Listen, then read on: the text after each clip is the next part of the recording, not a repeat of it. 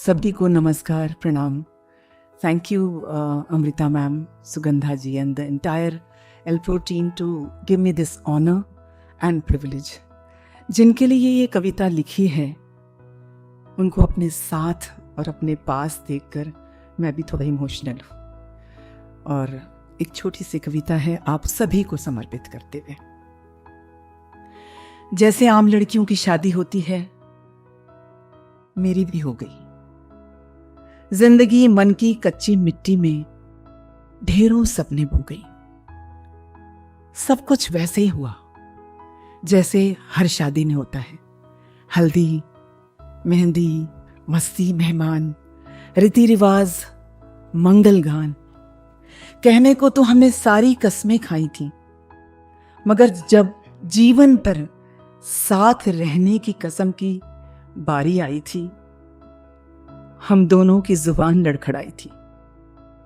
माता पिता की आंखें डबडबाई थी, क्योंकि हम जीवन साथी तो हो सकते थे, मगर जीवन भर के साथी होंगे इसकी कोई गारंटी नहीं थी. हां, मैं एक फौजी की पत्नी हूं. मुझे पता है कि हर फौजी फितूरी होता है. उसके लिए घर परिवार से पहले देश के प्रति अपना कर्तव्य जरूरी होता है. मुझे कोई शिकायत नहीं, क्योंकि मैंने ये जीवन पूरे मन से स्वीकारा है. इसमें कभी तेज बहाव है तो कभी शांत किनारा है. मैं जानती हूं कि फौज में जाना उनके लिए कोई करियर या पेशा नहीं था. उनका तो बस नशा यही था. वो मानते हैं कि फौज में जाना एक मौका है देश के लिए कुछ कर जाने का, मातृभूमि के ऋण चुकाने का. जब उन्होंने चौकी संभाली, मैंने चौका संभाला.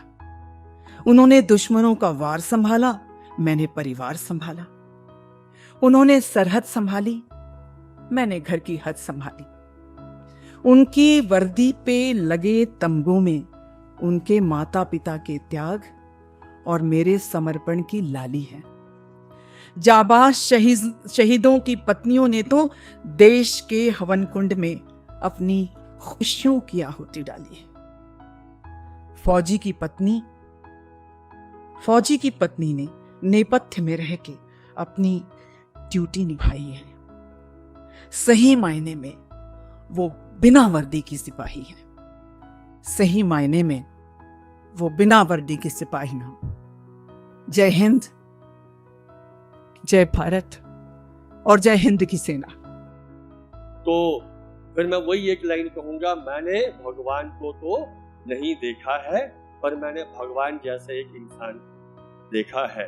ये Shri GL Batra, father of captain Vikram Batra की लाइन थी. तो मैं वही चीज आप सबको कहूंगा, हमने भी भगवान को नहीं देखा है, पर हमारे बीच आज भगवान जैसे दो इंसान हैं. हम इन्हें मंच पे बुलाते हैं. We are very fortunate. वो जो हमने एक चौपर का, वो एक फाइटर का वो जो सीन था, हमें दूर से कुछ दिखता है, तो ये दोनों भी वैसे ही दिखते होंगे. उस ओवरऑल कहते हैं ना हम उसे, उसमें. और वो जो कुछ मुँह पे ये लगाते हैं, हमें तो पता नहीं. तो this session will be very light. हम सिर्फ जानेंगे ये क्या करते हैं, कैसे करते हैं, क्या होता है. और मैं ये जानना चाहूँगा कि कब आपको लगा कि मुझे फाइटर पायलट बनना चाहिए, और फिर कैसे आपने उसके लिए तैयारी की. फाइटर पायलट बनना कितना आसान या मुश्किल है, और फाइटर पायलट बनने तक की थोड़ी सी जर्नी आपकी. Thank you sir for the opportunity. मैं बहुत ही आभारी हूँ स्कूल की एडमिनिस्ट्रेशन के लिए, जिन्होंने हमें मौका दिया, एंड सर ने जो हमें ओहदा दिया है, मैं बहुत ही ऑनर के साथ मैं ये कह सकता हूँ कि हम जो हमें इज्जत दी गई है, वो उसके शायद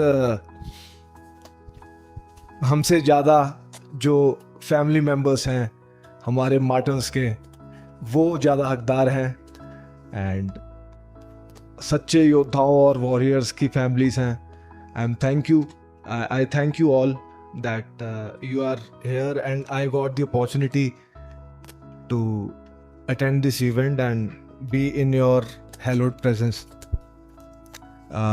With regards to सर के क्वेश्चन का, सर ने बोला है कि सर ने पूछा है कि मैं फाइटर पायलट कब बनना चाहता था। तो बचपन में ही जब मैं अपने गांव में रहता था पंजाब में, तो रेगुलरली माजा एरिया बोलते हैं उसको, रेगुलरली ऊपर से एयरक्राफ्ट जो है फाइटर एयरक्राफ्ट जाते थे, मैं देखता था और मैं उनके पीछे दौड़ लगा लेता था। एंड वही दौड़ लगाते लगाते मन में आने लगा कि शायद मैं भी इसमें one day I also fly this aircraft.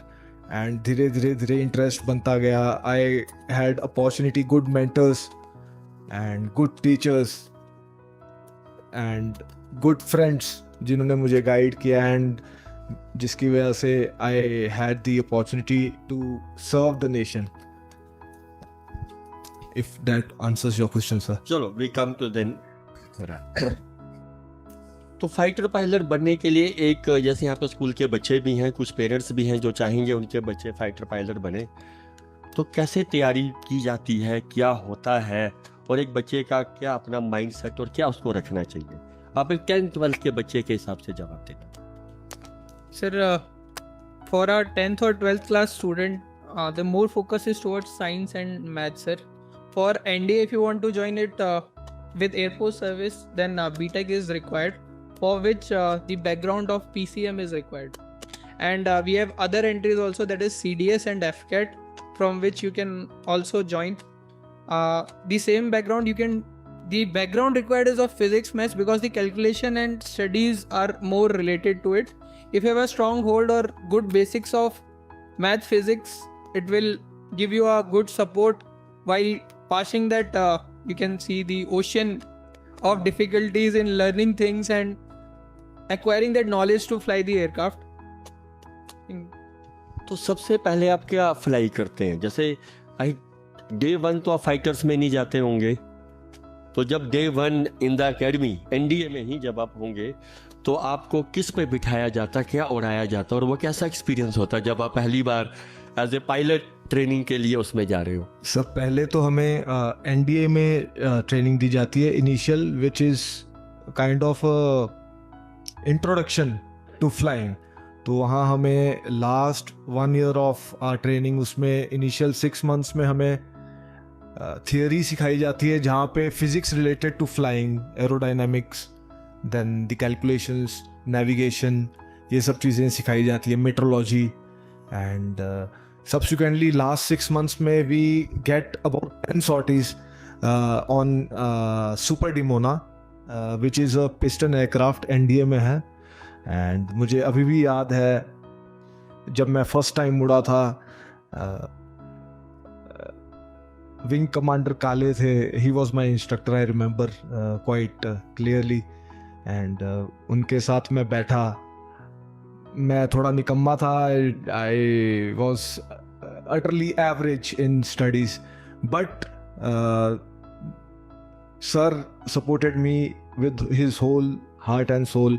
And जैसे ही हमने टेक ऑफ किया, हम तो ईस्ट की तरफ टेक ऑफ कर रहे थे, अर्ली मॉर्निंग का समय था, सुबह 6 बज रहे थे, एंड सन राइज हुआ नहीं था। जैसे ही हमने टेक ऑफ किया, सन ने, मतलब फॉर्चुनेटली उसी टाइम सन ने होराइजन को टच किया, एंड जैसे हमने टेक ऑफ किया तो द स्पीड, बिकॉज होराइजन बढ़ जाता है जब आप एयरबोर्न होते हो, तो सन सडनली ऐसे ऊपर आ गए, सूर्यदेव। तो वो आज तक मुझे याद है, and probably that's why I became a fighter pilot. Sir, जब हम एएफए पहुंचते हैं तो एक plates PC-7 Mark II aircraft है, इससे पहले HPT वगैरह पुराने थे। Now we are flying PC-7 Mark II. So after initial 10 to 12 sorties, you are gone for a solo check. Solo check करके sortie होती है, thereafter you are cleared solo. So for that solo, that feeling, that confidence may be not so much into you, but once you have done that sortie, you got airborne, now you are aware that there is no one else inside the cockpit, and that confidence which instructor shows on you, that is really, मतलब what feeling I share is maybe I am not confident on myself till that time, but once you land back, that joy of satisfaction of coming back on your own, the first touchdown is, it's still a memory. The approach you will make, carrying out all the checks and landing all alone. ऐसा ख्याल आता थोड़ा और लंबा घूम लेता हूँ, ये अब आया ही हूँ तो अब और पहली बार हूँ तो मैं बोल दूंगा सर पता ही नहीं चला, एंड यार फटाफट उतर जाता हूँ कैसा था या क्या था, या थोड़ा घूम लिए ज़्यादा आप। पहली बार जब आप अकेले जाते हो तो थोड़ी नर्वसनेस भी होती है, क्योंकि इंस्ट्रक्टर साइड में आई वॉज ट्रेंड इन किरण, उस टाइम पे PC-7 नहीं थे एयरफोर्स में, तो इट्स अ जेट ट्रेनर, और उसमें instructor it's not a tandem seat, आगे पीछे नहीं बैठते, साइड बाय साइड बैठते हैं। तो हमेशा इंस्ट्रक्टर जो है हमें हौसला देने के लिए दे आर ऑलवेज देयर कि हाँ बेटा कोई बात नहीं, ऐसे कर लो ऐसे कर लो, if we make a mistake तो they are there to help us, guide us. And जब आप अकेले जाते हो तो एक नर्वसनेस होती है कि पता नहीं क्या होगा, बट एक बार जो आपकी जो ट्रेनिंग है, जिस तरीके से आपको ट्रेन किया जाता है वो किक इन करती है, देन इट्स ऑल ऑटोमेटेड। इतना रिगरसली ट्रेन किया जाता है कि मन में ऐसा कोई ख्याल आता ही नहीं है कि हम कुछ और करके देख लें, बिकॉज कुछ और करने के लिए भी हमें ट्रेनिंग दी जाती है। बिना ट्रेनिंग के कुछ नहीं हो सकता। तो जब आपने पहली सोलो सॉर्टी ली, आपने घर में किसी से तो बात की होगी, तो क्या एक्साइटमेंट थी और किससे बात की थी?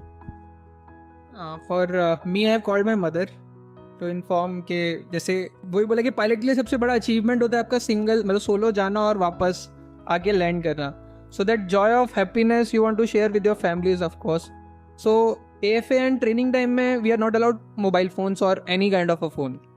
So there are PCOs and STD booths. You have to go stand in a line for like half an hour, and thereafter within a period of 1 hour or 1.5 hours which you have free time, you will pick up the phone, call home for 2 or 3 minutes to inform के आज solo हो गया है and I am flying और मैं अकेले जाके एक सॉर्टी करके आ गया हूँ। Because informing more to your family will also give some tension to them. So that's why that limited knowledge and sharing your joy also with them is important. So that is, I called my mother to inform. Mummy ने क्या कहा था सामने से, उनके क्या था?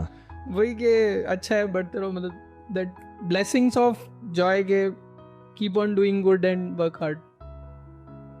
Yes.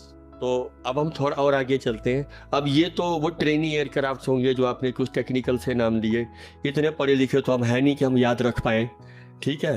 तो अब एम तो फाइटर्स का था, तो फाइटर पहली बार कब देखा कि अब हम जा रहे हैं, बैठ रहे हैं, तब कैसा फीलिंग और एक्सपीरियंस था, और वो कितनी देर के बाद होता है इस ट्रेनिंग के बाद जब आप फाइटर्स को देखते हो?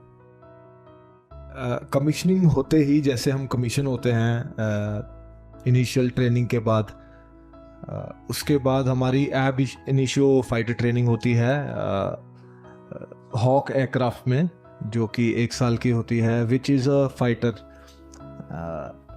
The feeling is out of the world, इतना खूबसूरत एयरक्राफ्ट है। And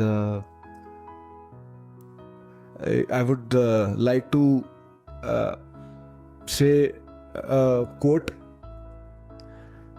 for once you have tasted flight, you will forever walk the earth with your eyes turned skywards, for there you have been and there you will long to return. कहने का मतलब ये है कि flying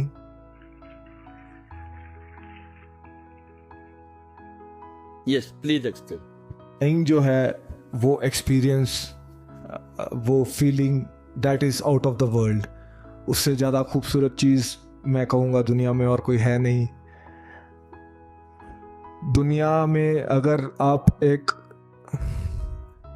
चाहे city है, चाहे जंगल है, चाहे स्लम्स हैं, जैसे ही आप ऊपर जाते हो, आप एक सर्टेन हाइट अचीव करते हो और नीचे देखते हो, सब कुछ सुंदर दिखता है।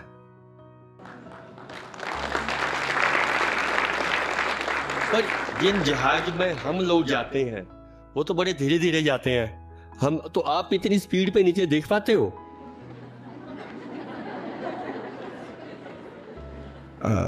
एक्चुअली दैट फीलिंग जो हम ऊपर जाते हैं तो उससे क्या होता है कि आपने कभी नोटिस किया होगा जब आप ट्रेन में बैठे होते हैं, बचपन में हम देखते थे ऐसे नीचे पटरियों की तरफ देखते थे कि कितनी तेज पटरी जा रही है, फिर थोड़ा दूर देखते थे तो दूर में पेड़ होते थे, वो थोड़े स्लो हो जाते थे, और दूर देखते थे तो पीछे अगर पहाड़ है या सूर्यदेव है या चांद है वो और स्लो होते थे। तो बेसिकली मेरा कहने का मतलब ये है कि जैसे आप ग्राउंड से ऊपर जाते जाते हैं तो वो अप्रिसिएशन ऑफ स्पीड कम हो जाता है, क्योंकि आप ज़मीन से बहुत ऊपर हैं। कई बार आप सुपरसोनिक भी हो गए, लेकिन कॉकपिट में आपको वो अलग फीलिंग नहीं आएगी कि नाउ आई एम सुपरसोनिक। सिर्फ आपको स्पीड की फीलिंग तब आती है जब आप ज़मीन से बहुत पास होते हो, या टेक ऑफ के टाइम पे, या फिर लो लेवल फ्लाइंग जब कर रहे होते हैं। तो I am sure because civil flights में जब हम देखते हैं साइड में, पहली बात तो टेक ऑफ के टाइम पे सब अपनी सीटों को ऐसे पकड़ के बैठते हैं, तो इतना ज़्यादा बाहर देखते नहीं है। But I am sure if you look थोड़ा नीचे और पास में तो आपको दुनिया काफ़ी तेज़ी से जाते हुए दिखेगी। पर ऊपर जैसे आप जाते हो तो वो स्लो, फाइटर्स में भी वैसे ही स्लो दिखती है, स्लो मोशन में हो जाती है दुनिया, और सुंदर ऑफ कोर्स। सर ने सुपरसोनिक एक वर्ड यूज़ किया, सुपरसोनिक स्पीड, आप बताएंगे ये क्या होता है? सुपरसोनिक एविएशन टर्म है। जैसे साउंड की स्पीड है 300 मीटर पर सेकेंड, जब आप उस स्पीड को क्रॉस कर जाते हो उसको माक नंबर के टर्म में सोनिक बोला जाता है। जो सोनिक बूम अगर आपने सुना होगा तो, कि जैसे अगर कोई गलती से लो हाइट पे क्रॉस कर जाए तो ग्लास टूट जाते हैं बिल्डिंग्स के, बेंगलोर वगैरह में, तो that is called supersonic, that you are above the speed of sound. So now आपका जहाज will travel faster than the boom that will hit you behind. So वही सच बोल रहे थे कि जितना आप ऊपर जाएंगे उतनी स्पीड की आपको फीलिंग खत्म हो जाएगी। आपको फील है कि जब आप इंस्ट्रूमेंट देखोगे can cross that speed, so we have something which give your speed as compare to sound, like we call it 1 Mach। 1 Mach is speed of sound. So the moment we cross 1 Mach we call that speed supersonic. तो वो जो speed होती है उससे मतलब काफ़ी नुकसान हो जाता है ज़मीन पे। So it has a height limitation, and for Pune or area which is populated, to avoid that sonic boom you will leave behind, you will be ahead with the speed of sound. Your sound will follow you.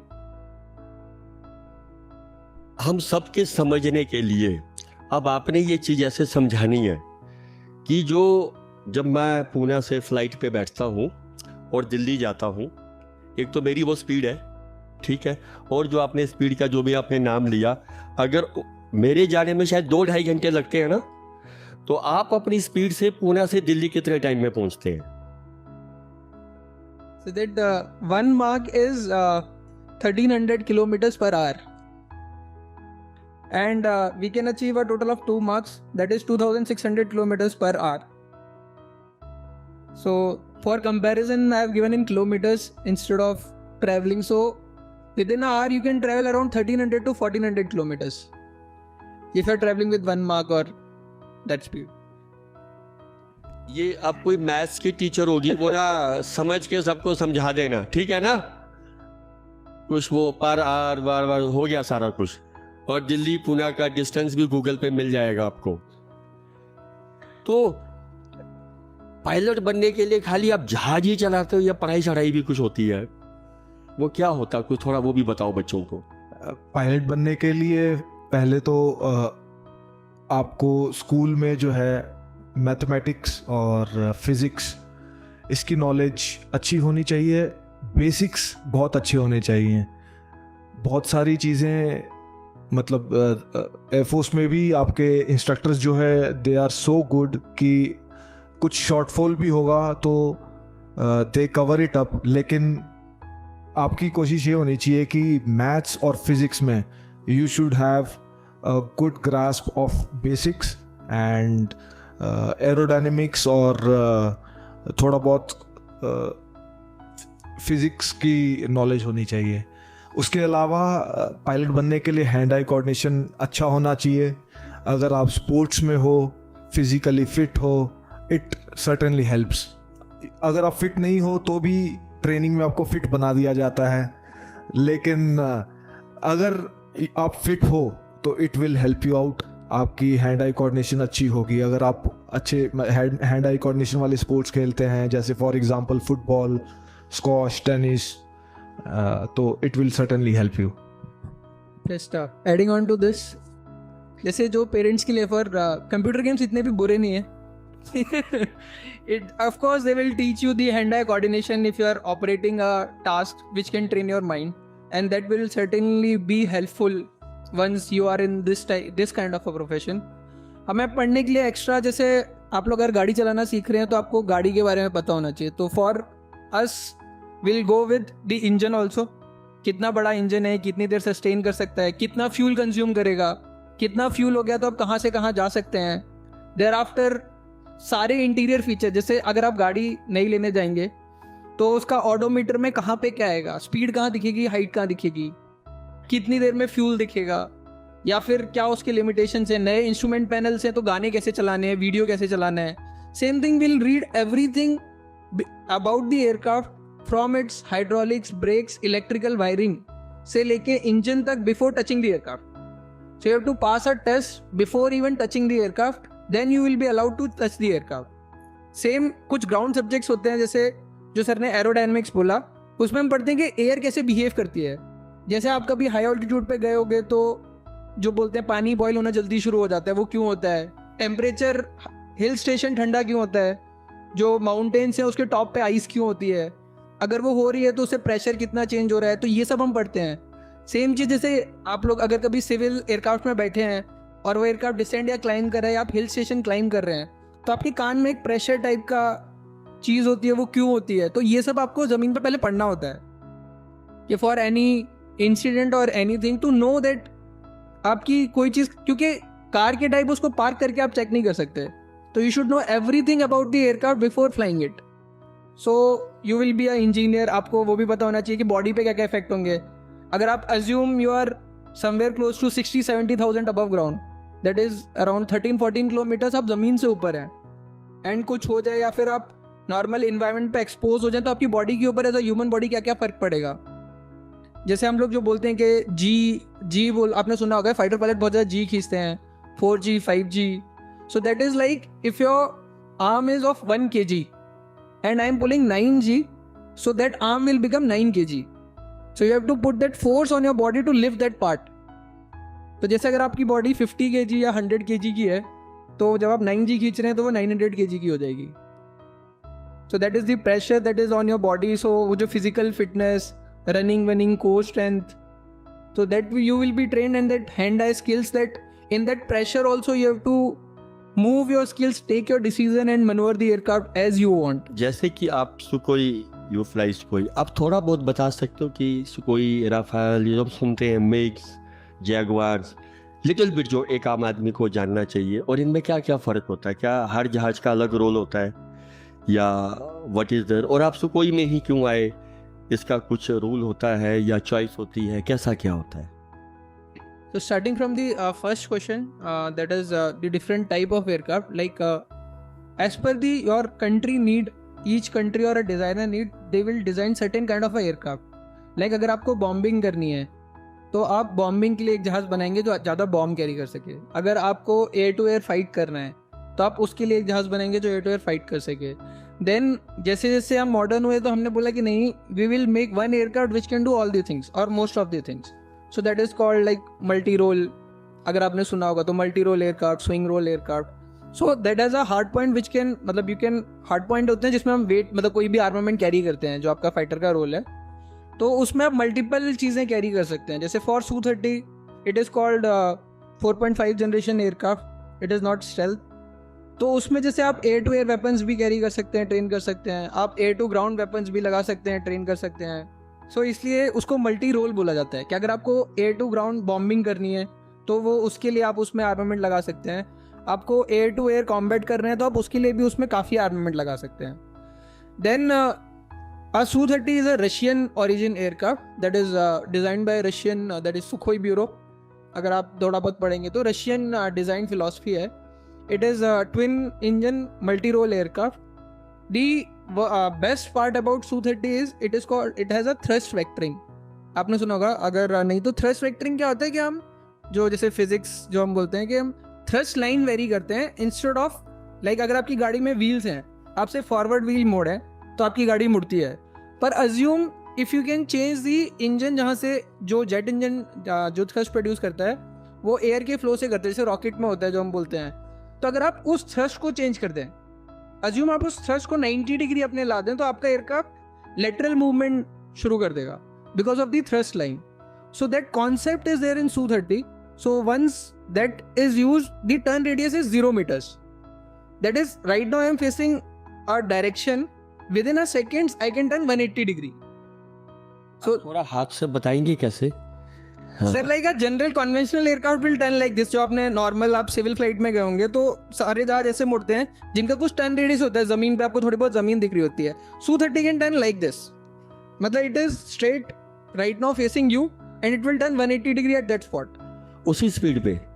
उसी point पे. I'm not talking about speed. It is like pivot from an angle and it will turn like this. Like it defies all laws of physics because of thrust vectoring and its fly-by-wire. So it can be turned from a point. I'm not talking about like you are आप car road पे U-turn मारते हैं ना, तो उसका कुछ turn radius आता है. Now assume कि उसको कोई बीच से उठाए और 180 डिग्री रोटेट करके वापस रख दे. That is the turn radius of the aircraft at speed of what I am talking about. So this is what thrust vectoring is, जो physics की knowledge और ये सब जो आता है. So that is why it is very important, because अगर आप air to air combat कर रहे हो, आपके पीछे कोई है, अब आप एकदम से 180 डिग्री टर्न कर चुके हो, तो आप head on में हो उसके आप. तो that limitation, that extra agility which it provides. So now Rafale is from France. The main difference right now what we have is like अगर आपने अभी कोई फ़ोन खरीदा and आप 5 साल बाद कोई न्यू फ़ोन खरीदेंगे तो it has some new features. Mostly the engine और everything will remain same, but of course because of development of technology the size had reduce and new features has come up. That is what is in Rafale, Tejas, also like what we are indigenously making. So that difference is between the aircraft and mostly the role that it is made for. तो एक और चीज़ जो हम देखते हैं, हमने इसमें भी देखा था, अभी सर ने तो वैसे पीछे मुड़ने की बात की, हम कई बार ऐसे हो जाते हैं, ऐसे हो जाते हैं, तो तब ऐसा नहीं लगता बाबा ऐसे बिल्कुल हवा में हो गए हो, तो वो क्या होता है, कैसे फील होता है और फिज़िकली कितना डिफ़िकल्ट होता है वो, या बड़ा इजी होता है? जैसे एक बार मैं जहाज़ में ही था, तो ऐसे ही मैं कुछ तो सोच रहा था, आई जस्ट थॉट कि अगर अब ये सीधा ऐसा हो जाए तो हम सब क्या करेंगे. तो how difficult it is physically, mentally, या बड़ा इजी होता है, बड़ा मज़ा आता है, और जब आप चाहो ये सब कुछ कर सकते हो? थोड़ा बहुत इसके बारे में बताओ. इट्स सर्टनली नॉट इजी, आसान नहीं है, लेकिन आपको एक बार जब you get the hang of it तो उसके बाद आसान हो जाता है एंड बहुत मज़ेदार होता है. आप कभी अगर आपने रोलर कोस्टर में अगर आपने कभी गए हो तो जैसे वो ऊपर जाके नीचे आता है तो एक वेटलेसनेस की फीलिंग आती होगी. या जब लिफ्ट आपको ऊपर से नीचे की तरफ जाते हो तो इनिशियली जब लर्च करती है लिफ्ट, नीचे की तरफ जाती है, तो एक सर्टन वेटलेसनेस की फीलिंग आती होगी आपको. अगर आपने कभी ध्यान दिया होगा, बचपन में बच्चे जो है बार बार ऊपर नीचे इसीलिए जाते हैं because they are more in tune with their body. उनको वो फीलिंग बार बार आती है तो उनको अच्छा लगता है. सेम तरीके से एयरक्राफ्ट में भी जब एयरक्राफ्ट ऐसे होता है या ऐसे होता है तो वो फीलिंग आती है. फॉर एग्जांपल एयरक्राफ्ट ने ऐसे मनूवर किया तो नीचे की तरफ आपकी बॉडी थ्रो होती है, लेकिन उसमें नीचे आपकी एयरक्राफ्ट का फ्लोर है, तो ऑब्वियसली आप नीचे तो चले नहीं जाओगे, तो वो आपको खींच लेता है. तो उससे क्या होता है, दैट फीलिंग ऑफ हैवीनेस, आपको हैवी फील होता है. जैसे कि लिफ्ट नीचे से ऊपर की तरफ गई है तो आपको हैवी फील होता है, but that factor of heaviness is tens of times more than जो आप लिफ्ट में फील करोगे या रोलर कोस्टर में फील करोगे. रोलर कोस्टर में भी जब ऐसे गोल घूमता है रोलर कोस्टर, अगर जिन्होंने रोलर कोस्टर में गए होंगे तो उसमें भी आपको ऐसे फील होता होगा ना कि हैवीनेस हो रही है, सब गर्दन ऐसे गिर गई या कुछ हो gया, अगर गर्दन गलती से गिर गई तो यहीं फंस गए, उस टाइप से. तो एयरक्राफ्ट में वो चीज़ और ज़्यादा मल्टीप्लाइड होती है, उसमें आपको इतना हैवी लगता है. फॉर एग्ज़ाम्पल इफ़ मैं आई एम अराउंड 85-90 किलोज, तो अगर 9G या 8G खींच रहे हैं, सो 9 9 या 81, 800 किलो मेरे बॉडी का वेट हो जाता है. सो मुझे उसके साथ भी डील करना है और मुझे अब एयरक्राफ्ट को फ्लाई भी करना है, डिसीजंस भी लेने हैं. और अगर नेगेटिव जी करते हैं, मतलब अगर मैं स्टिक को फॉरवर्ड पुश करता हूँ, एयरक्राफ्ट नीचे की तरफ जाता है, तो ऐसे लगता है कि अच्छा मैं सीट से अलग हो गया हूँ. बट ऑफ कोर्स हमने हार्नेस पहना होता है तो वो हमें सीट के साथ पकड़ के रखता है. ऐसे नहीं होता कि सिविल में तो क्या होता है कि सिर्फ एक लैप सीट होती है, तो आप अगर कभी आपने टर्बुलेंस फील की होगी तो ऐसे ऐसे आदमी हिल जाता है. वो फाइटर एयरक्राफ्ट में ऐसा नहीं होता है, आपको अच्छे से हार्नेस से आपको बांधा जाता है.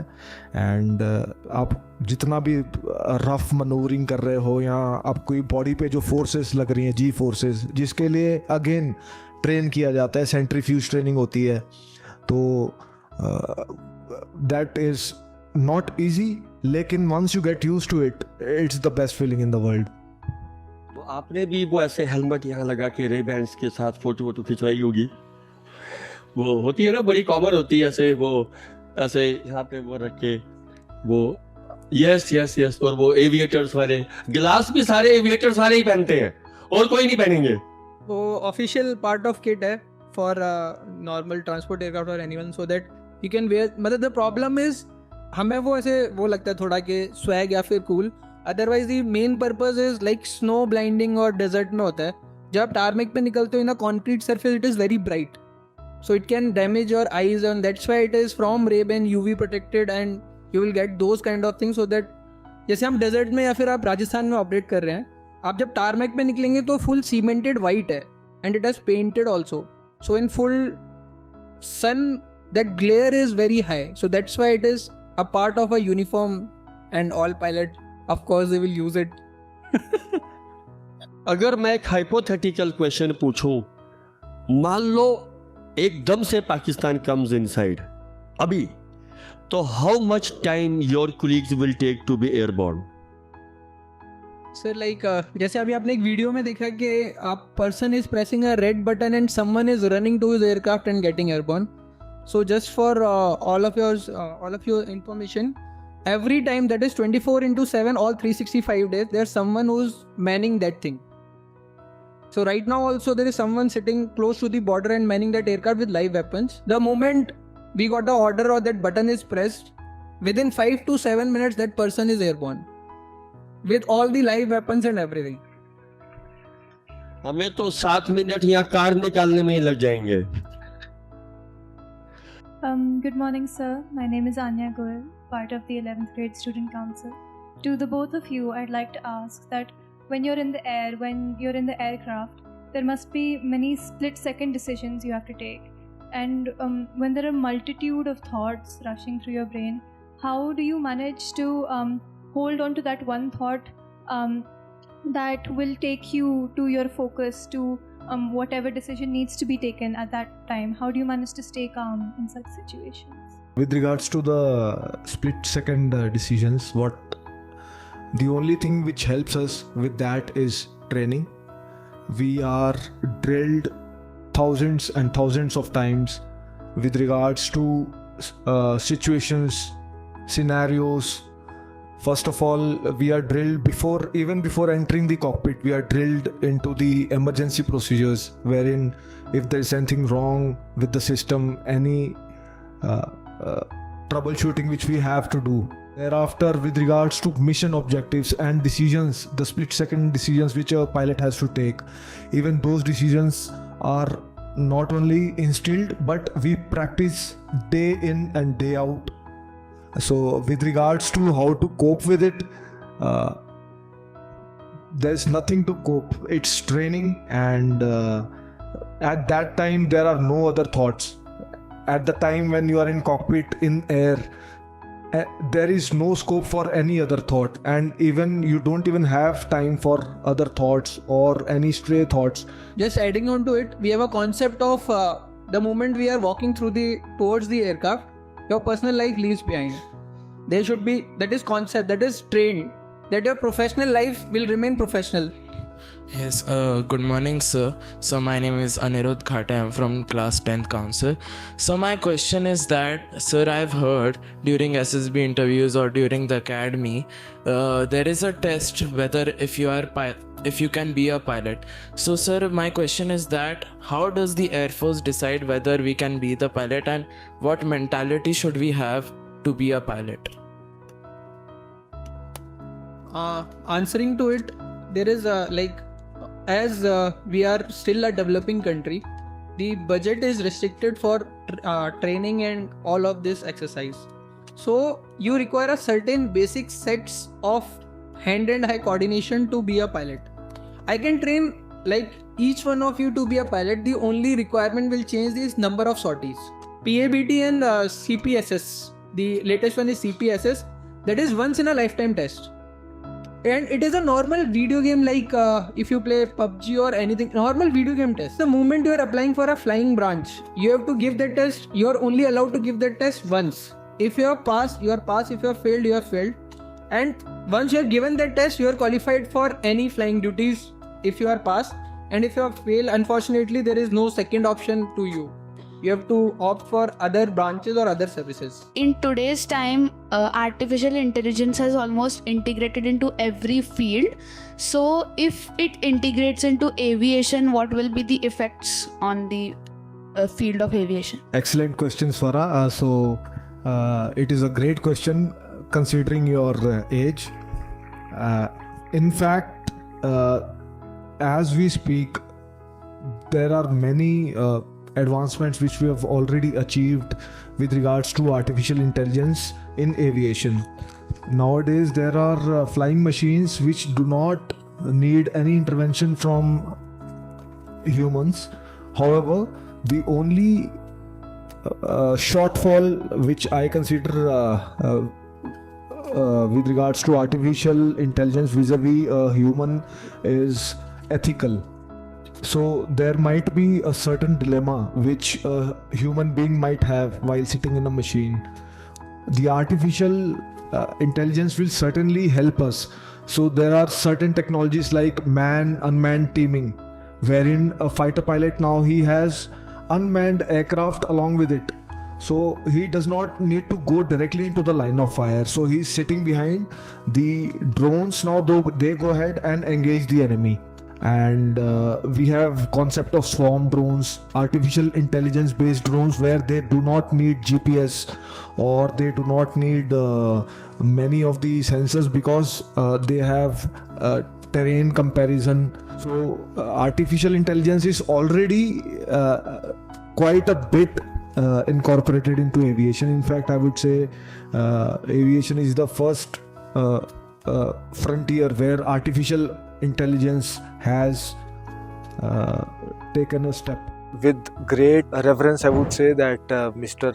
Vikas has done a job worthy of a true patriot. I have a message for the young students: work hard, play harder. You study, but you also do sports, play games, have some hobbies so that you become physically strong, fit, also mentally capable of critical thinking. It is my honor to be invited here at the Alpro International School and share my experience. And even if I'm able to motivate a single child to be part of Indian Armed Force or even a smallest change to the future of this country is the aim. For the younger generation, the message I want to give is everything is a part of life. It is very important to channelize your energy in certain ways so that you are able to achieve what you are dreaming of.